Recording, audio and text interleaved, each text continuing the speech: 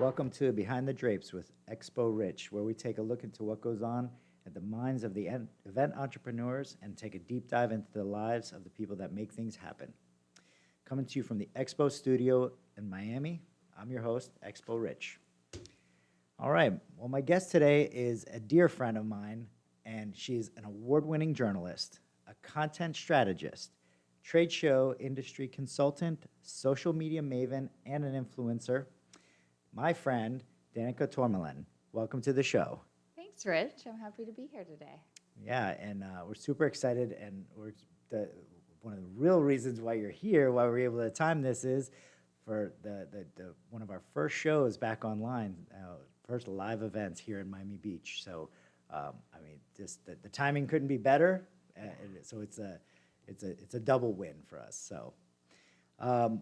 So one of the things, I always like to have these conversations with people because you and I know each other a long time through going to events, industry gatherings, things, and then we're always seeing each other at trade shows. We hang out socially. We have lots of mutual friends. But what I love to do here is it gives me the opportunity to learn more about you, learn more about your background, and kind of where everything comes from, and where the drive comes from. So.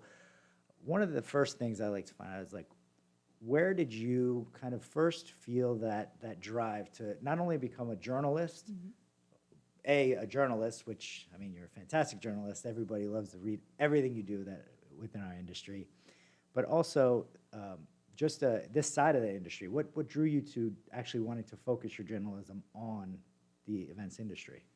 So I, in high school, so I'll go way back. So in high school, I took a bunch of English classes, and one of my teachers was a friend of mine's mom, and she would always tell me that I was a good writer, and I should really think about a career in writing. And I hated writing.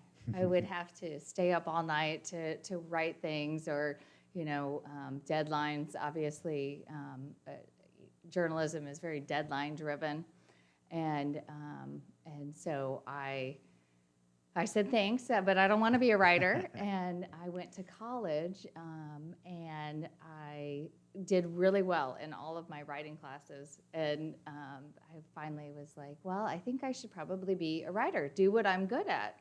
And so I did. I went to University of Missouri School of Journalism, which is one of the best journalism schools in the country. And luckily, it's close to where I'm based in Kansas City. So I finished school there and graduated, and I applied for a job at a magazine called Expo magazine. Okay. Back in 1994. Got the job, and I worked for Donna Sanford, was the founder of that magazine, and she's one of my dearest friends still today. Oh, and we see each other regularly, have lunch or dinner, and I know her kids. And her father was in the trade show industry, and so they founded the magazine, Expo magazine. She was a second generation, huh? Yeah, she was. And so it was owned by a company called Ascend Media, and so I worked there for 17 years, and I immediately loved the trade show industry. Going to my first show, I couldn't wait to go to my first show. I started as an assistant editor, writing new hire type of things, and just grunt work. I mean, I literally started at the bottom at the magazine, and worked my way up. It's great when you get starting from the bottom, because you have such a more in-depth understanding as you work your way through up into those better projects. So it's great to because when you're writing, like even something like job descriptions for job postings, it's like, if you're taking in what those descriptions of those jobs are, and then later you start to see those people in those positions in action, it's really like, it means a lot to actually work your way from the bottom, even on every type of job. Yeah. It really does. And then you start learning about the industry, slowly. So, I've been now in the industry since 1994. So almost 27 years. Yeah. Yeah, that's, it really sucks you in. And that's what I always tell people. And as I mentioned, in this podcast talking to people that are either were in it or are in it or spend, you know, substantial amount of time, and it's like it's, you know, real fast if you don't like this, you know, the crazy hours, the drive, the how much of your life it absorbs. It's either you love it or you're out. Right. And it's a very common with everyone that I have in here, because they're just drawn to it and they love it. And yeah, and like you said, even in that capacity, it was like just being around it, having to report on it, and learn about all these different shows. Yeah. You know, One of the best things is learning about so many different industries, and so many different people from all over, you know, the country and all over the world. And, you know, I learn something every story that I write, and so it really, every day is different. Yeah, and with me, like same with me. I love to learn a little bit about everything also, and it's funny because when you try to talk to someone, they ask you what you do, and for me on my end, it's like, oh, I build trade shows, and it's like, oh, like a boat show, and it's like, well, yes, but then every single industry has a trade show and a conference and a convention. So it's like, you know, last week I did plastic surgery, next week I'm doing jewelry, then there's boats, and then there's, so you know, people are like wowed by that because they don't understand that every single industry has meetings and conventions and congresses. So it's so we get to learn a lot about it, a little bit about a little bit about a lot of different industries, but it's fascinating, right? Oh, yeah. I mean, you know, I didn't know very much about the jewelry industry to come here to be at Jewelers International Showcase, you know, that. So it's interesting, like that, you know, when I'm talking to exhibitors and attendees, they're telling me, you know, I had a great year. You know, even during COVID, we had, you know, our sales weren't off very much, or our sales were up, and, you know, just different industries. You know, you get to learn a lot about different industries and the impact like that COVID has had in different industries too. Oh yeah, Yeah, for sure. And you know, ours in general being, you know, devastated. Yeah, really bad.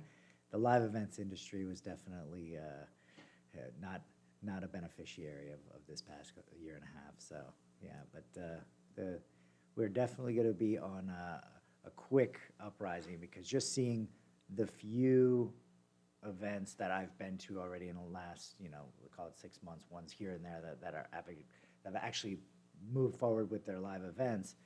The response that you see from the customers on the floor, it's, you know, it's amazing to see like how appreciative they are to be back online. And then and with all of these, you know, the organizers taking the safety so serious, and obviously they do want to make sure that everyone is safe on first step, but also feeling safe. Like, being safe and feeling safe are actually two independent things. You know, we know we can keep it clean, but people feeling like they're going to be comfortable in those environments, and that's, I feel like as we do more shows and we can broaden that reach about that we can do safe events, is going to be a huge uptick in live events. I feel like the momentum is definitely building for the events industry. You know, I've been able to be lucky enough to attend and report on several live events since COVID. There haven't been that many, but there have been a few, and you know, I can see the feel and the vibe here is even better than a month ago. Yeah. Just from the vaccine rollouts, and so it's great. Yeah, for sure. Yeah. So going back, I don't want to jump too far ahead yet. And now, when you got your first job in '94 with Expo magazine, and you started, was there someone in the industry that was, like you said, your first boss, but was she your mentor? Was she that person that was like really pushing you to do things and everything? Was there someone else, or was that how that? So she was a great mentor, and still is a really good mentor. I run things by her all the time. Darlene Goudeya was also a mentor, with publisher of Trade Show Executive, and there were some people in the industry as well, Peter Nathan, Martha Donato. And so since COVID, I feel like really the depth of my network has really improved, and it's just different. Everybody has really come together. We have a women's call that we do, Martha put together, and I would say every woman on there has been really influential in the last year for me. So Yeah. Oh, and you mentioned that earlier. What can you kind of explain that the Women's Forum and what you guys are kind of working through and some of the topics you go? Sure.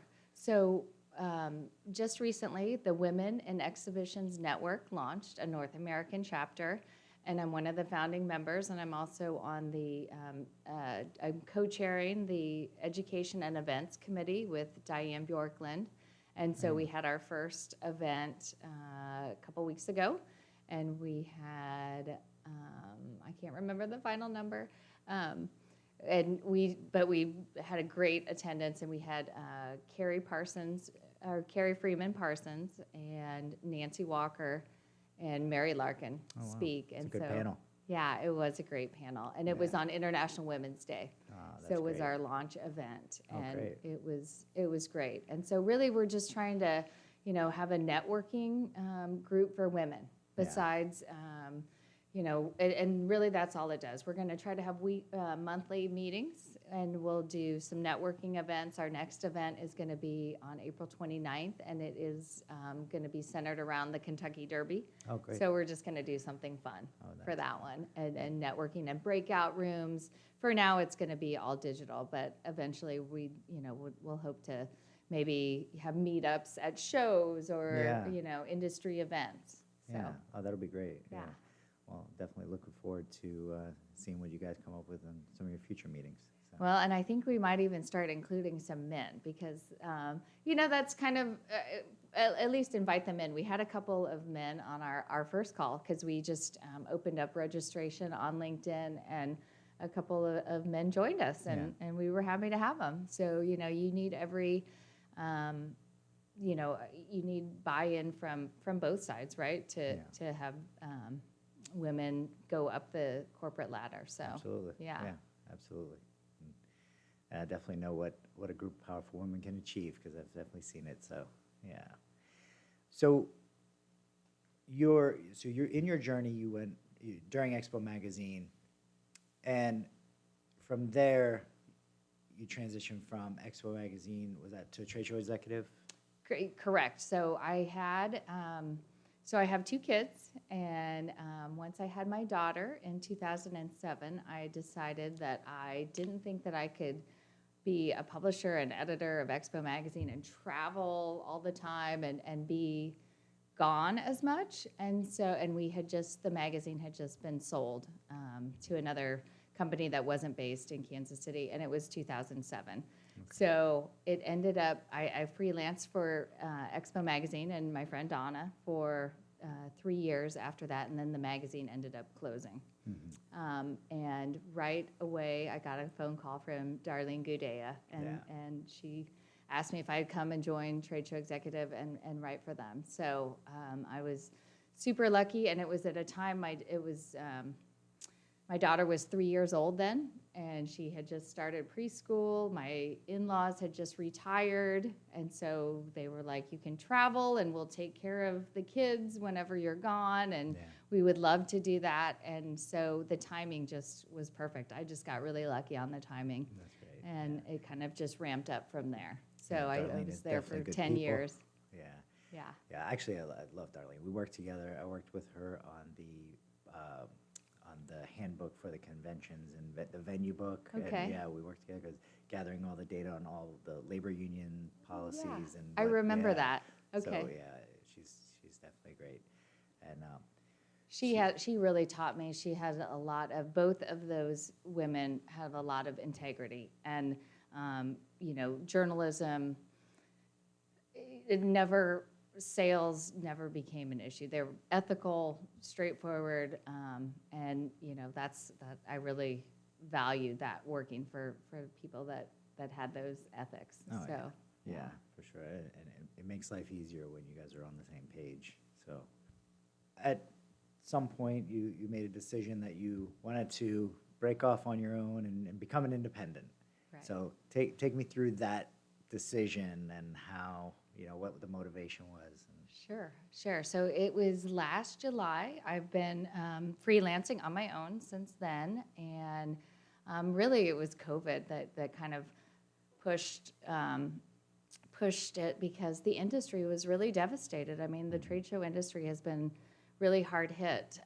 And so, advertising dollars, sponsorship dollars had, pretty much evaporated. So I kind of I was faced with,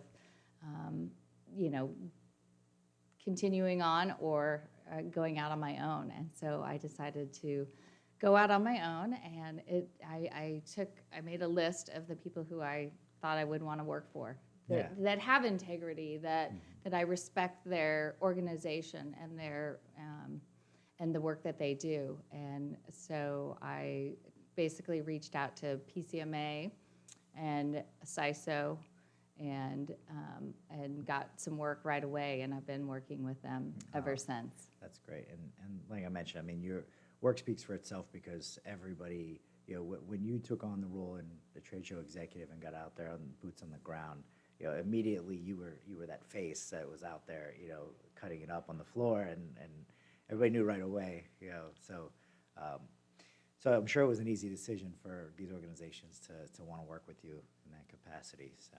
Well, I feel really lucky that I have been able to continue on, because I do love this industry, and I want to see it through, and I feel like my role is really to hopefully educate people and give them best practices, lessons learned, things that will help them do their jobs better, make more money, bring in more attendees. So anything that I can do to help. The audience is really that's what that's drives where your me. Consultant hat comes in. That you're already putting the pieces together with people. Yeah, definitely. Yeah. And so one of the things that I always like to talk to my guests about is how do you think that your history and your background in the trade show and event industry and the hustle and bustle, what we do, because I mean, like it or not, you're an entrepreneur now. That's right. I am. Now that you're freelancing, you are an event entrepreneur.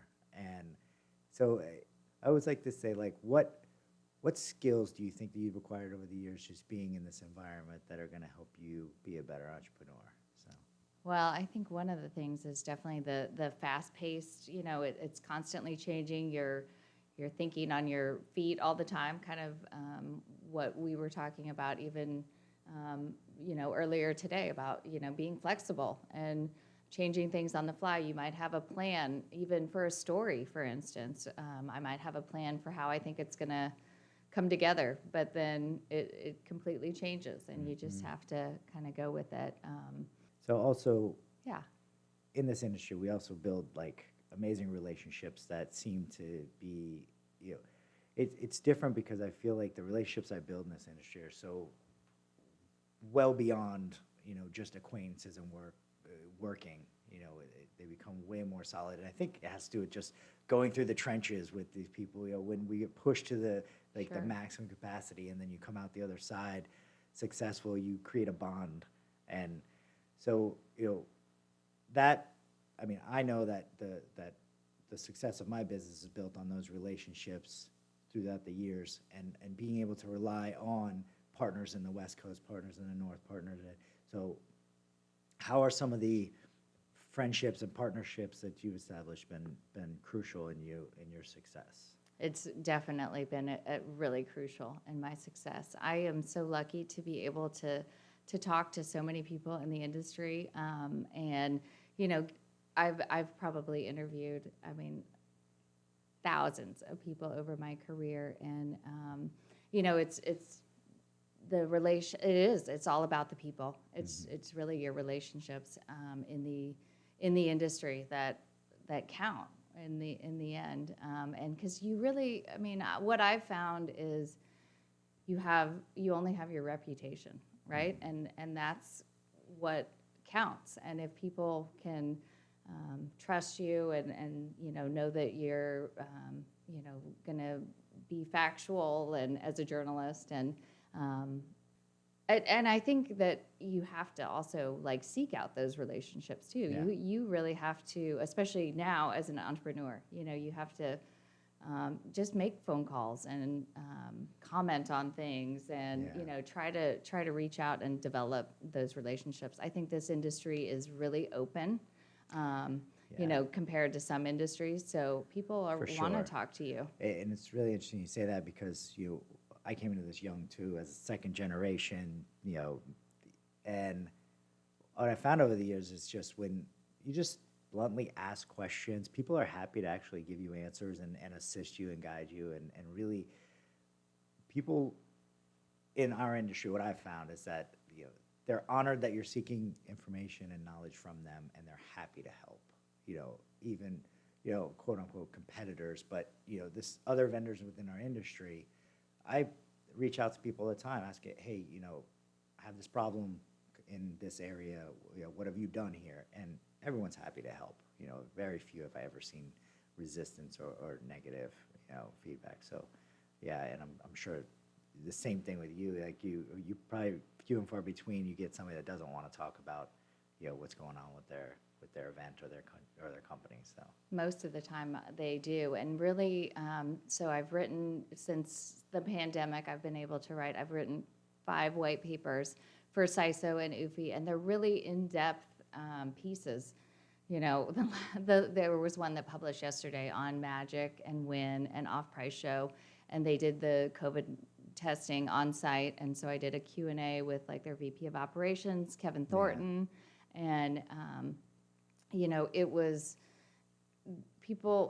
the information that they're giving in there is just incredible and really a resource for other people in the industry. And I'm just amazed that they're so open and really willing to share what they've learned. yeah, and like I said, even competitors within organizations, like we saw today, we had Informa visiting the Reed show and Reed taking guided tours with them and explaining all of the protocols that they're doing, sharing the information, because we are really all in this together, trying to get ultimately our buyers and consumers and the attendees and exhibitors confidence to come back. So what's good for one is going to be good for the other. So, Exactly. So everybody really is a unified front in that aspect. So yeah, it's great to see for sure. The pandemic has certainly, I mean, the collaboration, for instance, with those 3 organizers, Informa, Clarion, and Tarsus. Yeah, and for their event, yeah. Yeah, Absolutely. I mean, so the collaboration, I think that the pandemic has even brought that to light even more so. Yeah, and just, I want to make note that those white papers that you're doing are very important, and I appreciate you doing them because, again, what you report on and clearly outline for one person that worked is definitely going to help others moving forward. So it is important work, and we appreciate it because for me, it's a resource for me because my customers ask me, what should I do? How do I do this? How do we go about doing this? And I don't always have the answers. We're very functional. We can do physical layout stuff, but there's a lot more that goes into it on the organizer side that I don't have those answers. So you writing these papers makes it a resource that contractors like me, we can help our customer very easily. So we appreciate it. So. Good. And I mean, I really have to give kudos to CISO and the CISO board for really buying into it, and then also, funding it, and then, all of the shows that I've been to, they've given me open access. I mean, I'm here in Miami to report on that. I'm touring the floor. I'm talking to exhibitors and attendees, and hopefully trying to help build confidence, like you said, and everybody, does want it. It helps our industry to have this event will build on the next event, and it also helps with the PR for our industry has not always been great, and in terms of lobbying and government, caring about our industry, I think that this has really shown that the value of trade shows. Oh, absolutely. The economic impact that we have on a city is huge. And I mean, like I was mentioning the other day, when you have in a town like Vegas, who is a 24/7 town, if huge properties can shut down for 4 days, which is unheard of, that speaks to the volumes of when you don't have groups and events coming through on on those weekdays. So, yeah, I mean, we're definitely a force within our economy, and this was a wake-up call for us to be, I've spent my entire career being a behind-the-scenes guy, and trying to explain to people what we even do is hard to people that are not in the industry, as like, you'll never see Expo Convention Contractors billboard on the highway, because that's not, we don't work with the public, we work behind the scenes. So it's just having a more of a broad understanding, having our politicians have a more broad understanding of what we bring, our customers, and what that economic impact is. It's very important, Yeah. and It is. And I think that you're right. We had to have this wake up call to really make sure that we're not put on the back burner again. So yeah, it's And we're still trying. I mean, there's still a lot of buildings and a lot of convention centers that are closed, and the rules and regulations are different for restaurants and for malls and retail than they are for the trade show industry in some places still. And so, we still are trying to get that message out, hopefully through these white papers as well. I mean, a perfect example is in California, opening day baseball, they're going to have fans, and they're going to open Disneyland. So how is that far different from having a live event? Other than I think we could do it safer, but.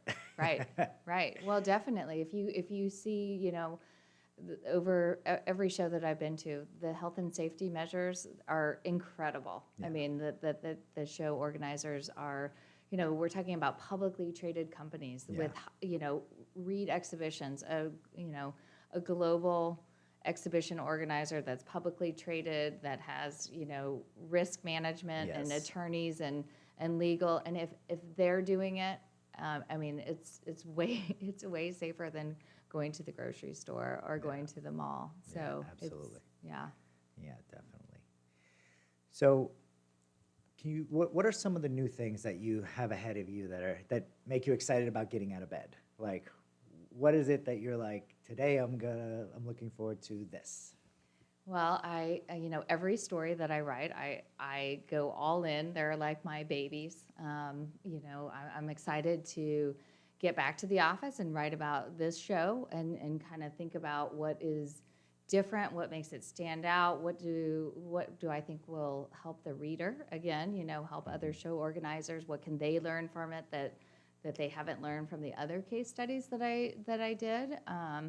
And so that interests me. I also am really interested. I just did a story on virtual exhibits for PCMA. It was the cover story of the February issue for Convene, and that was, the digital space is really fascinating to me. I mean, yeah.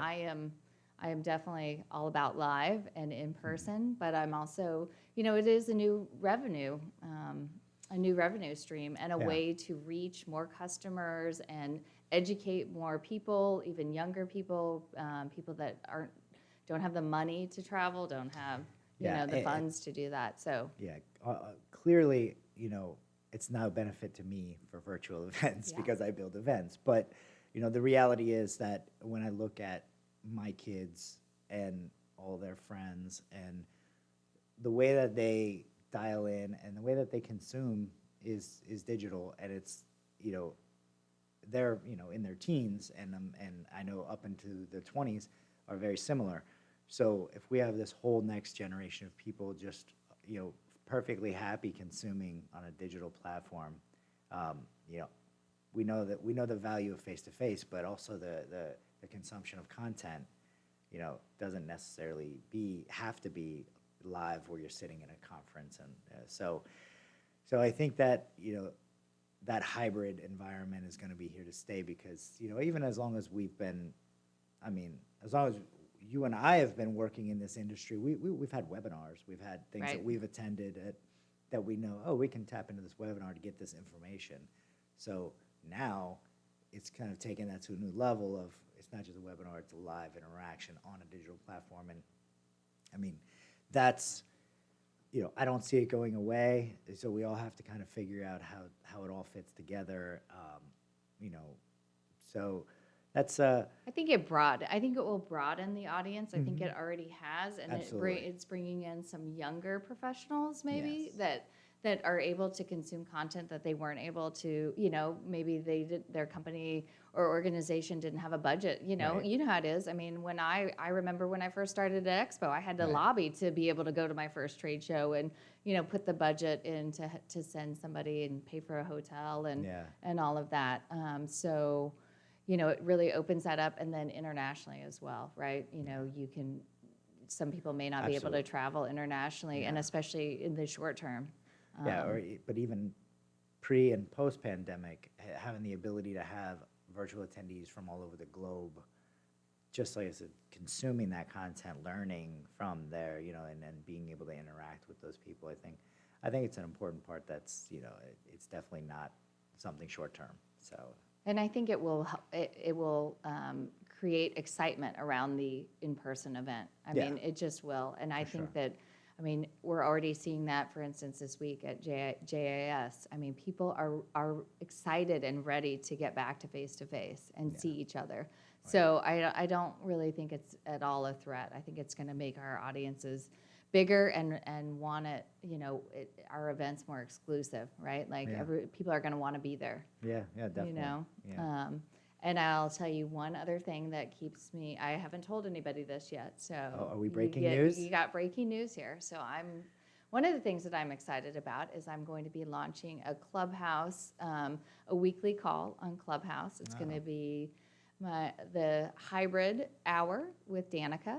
And Nice. I have a sponsor for that, Juno. It's a event platform, and so we're going to just talk about online to offline issues. So, Congratulations. That's yeah. great. And how it's weekly? You have a time slot, daytime yet that you picked, or So we're going to do it on Thursdays at 4. Thursdays at 4 on Clubhouse? Yeah, So 4 Eastern, I should say. 4 Eastern. Yeah. And so yeah, on that platform, do you need to just be invited to Clubhouse, or do you need a specific invitation to that room? So you just get an invite to Clubhouse. So as I long would as be you're- happy to invite you if you Yeah, don't have one. as long as you're on the platform of Clubhouse already, then you can tap in. And one more time, name, location, what So it's hybrid hour hybrid hour. with Danica, and I will have guests on, show organizers, event platform companies, mostly show organizers are going to be on the call. I was thinking I would also invite some exhibitors and attendees to join the great, call, because so Clubhouse is, for some people who may not know, I've just joined, a few months ago, and it's a new social media platform. And that's one of the things that does get me excited is trying new things. And, you want to reach people like digital, I mean, audiences today have so many choices, and there's so much information out there, but, being able to I have a get in. confession to make. I've been very excited to get on Clubhouse, but I'm an Android user, and I have not been allowed. Yeah, because you it's can't. iPhone only. Yeah, you can. So I hear they are working on expanding to Android, but I know that they had exclusivity for. They did. But They do. yes, but I think that they said end of March or April. So we're coming up pretty soon. Hopefully, us Android PC users can be be included. But so the hybrid hour on Thursdays at 4 p.m. Eastern. Okay. And what's interesting about it is, so I'll have a conversation. I'm going to have a conversation with the show organizer and invite, like I said, exhibitors and attendees. And, it's a live conversation. It's not recorded. Right. And it's a phone call, not a Zoom. So no more rectangles. I think a lot of people are a little Zoom fatigued. So I think that's one of the reasons why it's become so popular. Yeah. And the access that you get, right? Like you're going to be able to ask somebody, a question. Whoever might have on as a guest, you can ask me a question, you can ask them a question. And that idea that, you have that access and you're just having a conversation. Yeah. So that's great. it's exciting. Yeah, very exciting. I'm happy for you, and Thanks. I will. That'll be my first Clubhouse I join as soon as I'm allowed on the platform. Good. So, anything else before we wrap up you want to share? What's your next show that you're going to be visiting? Sure. So I'm going to be going to the World Market Center in Las Vegas. So they are opening up a new building there, and they're going to have a fairly sizable show. So I'm going to be doing another case study for CISO great. on that one, and then I'll be going to the CISO CEO Summit to cover that as well, and then World of Concrete is All in right. June I in know. Las Vegas. A lot of people excited about that. That one is really exciting because it'll be our first. They just keep getting bigger as we go. So Yeah, it's the first major in Vegas. Yeah. So that's Vegas hasn't had anything since last March. Yeah. So I mean, nothing of scale, I Right. should say. And there's still, well, now that the limits have been lifted, but just recently, I mean, they were limited to yes. It was, like hundreds. I yeah. mean, not under 500. yeah, So, it was like, I think when we had that small conference, it was 25 or something, under 50 people. I think the last one, it was 1,000. They allowed 1,000, but only 250 per room. per hall, yeah. Yeah. Yeah, that was So, strange, but- that's just not scalable for most of the people in our industry, obviously. Right. So, I think we're all excited about World of Concrete for sure. And Yeah. I will be looking forward to seeing you at CISO. Sounds good. All right. Well, real quick, thank you to Expo Convention Contractors for our studio here today. And our official beverage of the Expo Ridge podcast is Alvarado 420 vodka. So with that, I want to thank you and looking forward to your next piece, reading all about it. And thanks for being here. thank you so much for having me, Rick.